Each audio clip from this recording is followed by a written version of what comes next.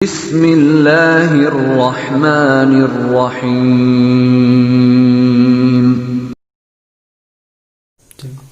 السلام علیکم ورحمۃ اللہ وبرکاتہ۔ الحمد للہ رب العالمین والصلاة والسلام علی خیر خلقہ محمد وآلہ وصحبہ اجمعین ومن تبعہم بإحسان الی یوم الدین وبعد۔ برادران اسلام، ناظرین کرام، آج کے درس کا موضوع ہے نماز وتر۔ میرے بھائیوں، میری محترم ماؤں اور بہنوں اور بیٹیوں، وتر کی نماز سنت موقدہ ہے۔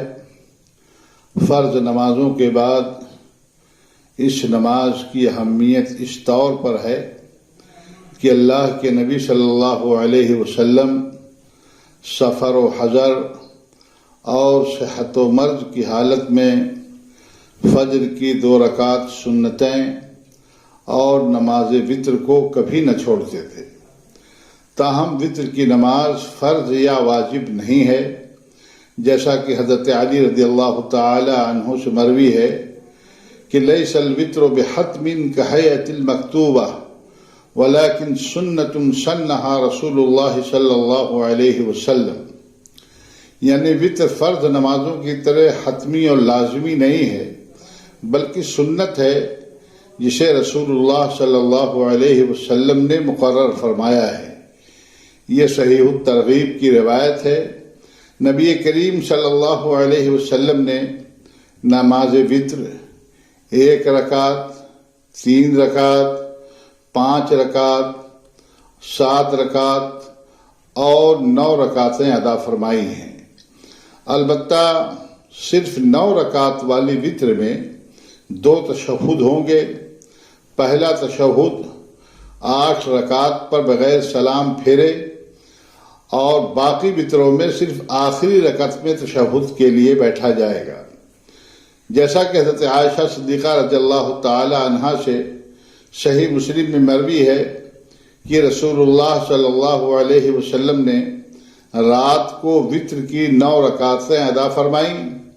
ان 9 رکعتوں میں صرف 8ویں رکعت میں بیٹھے، پھر 9ویں رکعت پر بیٹھ کر کے 9ویں رکعت پڑھ کر کے آپ تشہد کے لیے بیٹھے اور اس کے بعد سلام پھیر دیا۔ 5 یا 3 یا 7 رکعت وتر پڑھنے کی صورت میں ایک ہی تشہد اور ایک ہی سلام ہے۔ حضرت ام سلمہ رضی اللہ تعالی عنہا سے مروی ہے کہ کان رسول اللہ صلی اللہ علیہ وسلم یوتر ب7 او ب5 ولا یفصل بینہن بتسلیم ولا کلام۔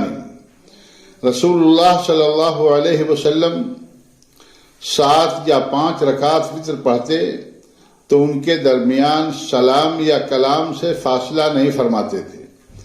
حضرت عائشہ صدیقہ رضی اللہ تعالی عنہا سے بھی صحیح مسلم میں مروی ہے کہ آپ صلی اللہ علیہ وسلم 5 رکعت وتر پڑھتے اور ان میں صرف آخری رکعت میں بیٹھتے تھے، اور 1 رکعت وتر پڑھنے کی کئی حدیثیں کتب احادیث کے اندر مروی ہیں، جیسا کہ بخاری مسلم کی ایک روایت حضرت عائشہ صدیقہ رضی اللہ تعالی عنہا کی ہے کہ اللہ کے نبی صلی اللہ علیہ وسلم 1 رکعت وتر پڑھتے تھے یوتر بواحدۃ، اور حضرت عبداللہ ابن عمر رضی اللہ تعالی عنہما سے مروی ہے کہ نبی کریم صلی اللہ علیہ وسلم نے فرمایا الوتر رکعۃ من آخر اللیل۔ یہ بھی مسلم کی روایت ہے کہ وتر رات کے آخر میں 1 رکعت ہے۔ اسی طریقے سے حضرت ابو ایوب انصاری رضی اللہ تعالی عنہ سے مروی ہے کہ رسول اللہ صلی اللہ علیہ وسلم نے فرمایا کہ الوتر حق علی کل مسلم فمن احب ان یوتر ب5 فلیفعل ومن احب ان یوتر ب3 فلیفعل ومن احب ان یوتر بواحدۃ فلیفعل، یعنی وتر کی نماز ہر مسلمان پر حق ہے۔ جسے 5 رکعت سے وتر پڑھنا پسند ہو وہ ایسا کرے. جسے 3 رکعت وتر ادا کرنا اچھا لگے وہ اس طرح کر لے، اور جسے 1 رکعت وتر پڑھنا پسند ہو وہ بھی ایسا کر لے. یہ ابو داؤد کی صحیح درجے کی روایت ہے. البتہ 3 رکعت وتر پڑھنے کی صورت میں مغرب کی طرح اسے نہ پڑھا جائے، اس لیے کہ اللہ کے نبی صلی اللہ علیہ وسلم نے اس سے منع فرمایا ہے کہ لا تشبہوا بصلاۃ المغرب، یعنی وتر کی نماز مغرب کی نماز کی طریقے سے نہ پڑھو کہ جس طریقے سے مغرب کی نماز 2 تشہد کے ساتھ پڑھی جاتی ہے، اس طریقے سے وتر کی نماز جب 3 رکعت پڑھو تو اس میں 2 تشہد نہ کرو. نماز وتر کا وقت نماز عشاء کے بعد سے طلوع فجر تک ہے، جیسا کہ حضرت خارجہ بن حذیفہ رضی اللہ تعالی عنہ سے مروی ہے کہ رسول اللہ صلی اللہ علیہ وسلم نے فرمایا الوتر ما بین صلاۃ العشاء الی طلوع الفجر، یعنی وتر کا وقت نماز عشاء کے بعد طلوع فجر تک ہے. البتہ جس شخص کو اپنے اوپر اعتماد ہو کہ وہ رات کے پچھلے پہر فجر سے پہلے بیدار ہو جائے گا، اس کے لیے افضل ہے کہ وہ رات کے آخری حصے ہی میں وتر کی نماز ادا کرے. اگر کوئی شخص رات میں وتر پڑھنا بھول جائے یا نماز وتر نیند یا کسی وجہ سے نہ پڑھ سکے تو صبح کو جب اسے موقع ملے یا اسے یاد آئے تو اس کی قضا کر لے. اللہ کے رسول صلی اللہ علیہ وسلم نے ارشاد فرمایا فمن نام عن وتره او نسيه فليصلي اذا ذكر واذا استيقظ. یہ ترمذی کی صحیح درجے کی روایت ہے کہ جو شخص وتر کے وقت سو جائے یا وہ وتر پڑھنا بھول جائے تو جب اسے یاد آئے یا جب وہ بیدار ہو تو وتر کی نماز پڑھ لے. 3 رکعت وتر پڑھنے کی صورت میں پہلی رکعت میں سبح اسم ربک الاعلی اور دوسری رکعت میں قل یا ایھا الکافرون اور تیسری رکعت میں قل ھو اللہ احد پڑھنا مسنون ہے. ابن ماجہ کی ایک صحیح روایت کے اندر، صحیح حدیث کے اندر اس بات کا ذکر ہے. نماز وتر میں دعائے قنوت پڑھنا مسنون ہے، البتہ فرض یا واجب نہیں ہے. اگر کوئی آدمی وتر کی نماز میں دعائے قنوت پڑھنا بھول جائے تو اس سے بھی اس کی نماز وتر صحیح ہو جائے گی. یہ فرض اس لیے کہ قنوت، یہ دعائے قنوت یہ فرض اور واجب نہیں ہے.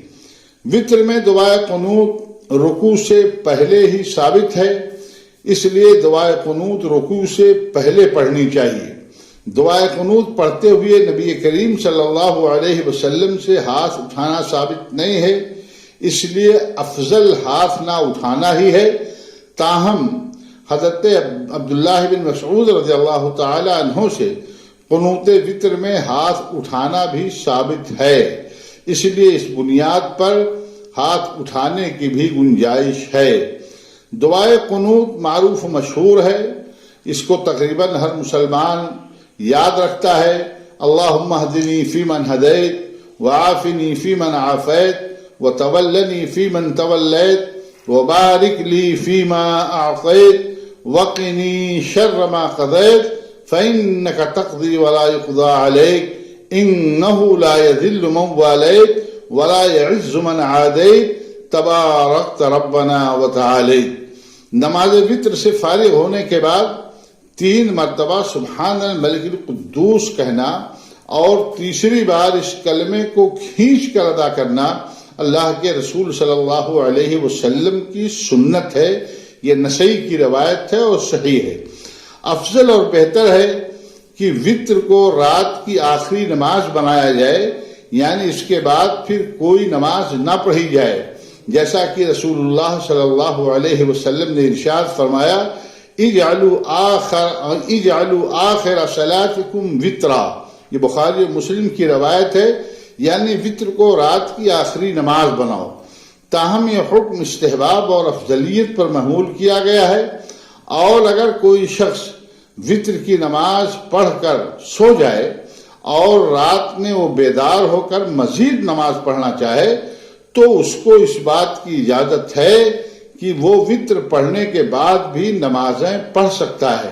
جیسا کہ ترمذی کی صحیح روایت حضرت ام سلمہ رضی اللہ تعالی عنہا سے مروی ہے کہ ان النبی صلی اللہ علیہ وسلم کان یرکع رکعتین بعد الوتر، یعنی نبی کریم صلی اللہ علیہ وسلم وطر کے بعد 2 رکعت نماز پڑھا کرتے تھے۔ یہ ترمذی کی صحیح درجے کی روایت ہے۔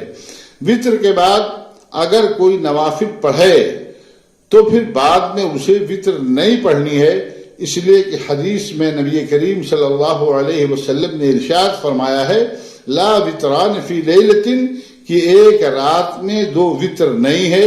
یہ ترمذی کی صحیح درجے کی روایت ہے۔ اللہ تعالی ہم تمام مسلمانوں کو دین کا صحیح فہم اور دین کی صحیح سمجھ عطا فرمائے اور تمام عبادات سنت کے مطابق انجام دینے کی توفیق بخشے، آمین۔ وآخر دعوانا ان الحمد للہ رب العالمین، والسلام علیکم ورحمۃ اللہ وبرکاتہ۔